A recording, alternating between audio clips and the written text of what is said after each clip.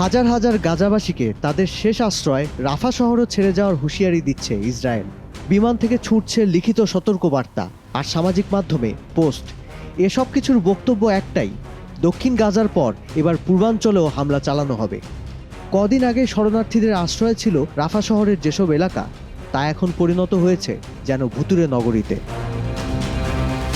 ফিলিস্তিনের দক্ষিণ সমুদ্র তীর ঘেঁষা সরু বেদুইন শহর আল মাওয়াসিতে আশ্রয় নিতে বলা হচ্ছে বেসামরিক মানুষকে। দৈর্ঘ্যে এ শহর 14 কিলোমিটার আর প্রস্থে মাত্র 1 কিলোমিটার। এটুকু জায়গায় গাদাগাদি করে ইসরায়েলের হামলা থেকে প্রাণ বাঁচাতে হবে রাফার বাসিন্দা এবং বিপুল সংখ্যক শরণার্থীকে। এটুকু জায়গাকে ইসরায়েল বলছে বর্ধিত মানবিক অঞ্চল।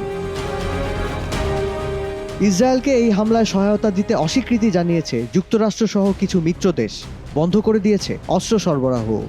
আশঙ্কা উঠছে ব্যাপক প্রাণহানি, কিন্তু কিছুই পরোয়া করছে না ইসরায়েল। পিছু হটতে রাজি নন প্রধানমন্ত্রী নেতানিয়াহু।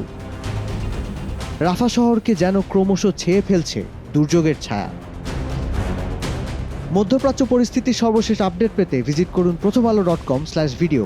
ফলো করুন প্রথম আলোর ফেসবুক পেজ ও ইউটিউব চ্যানেল। থাকুন ভালোর সাথে, আলোর পথে।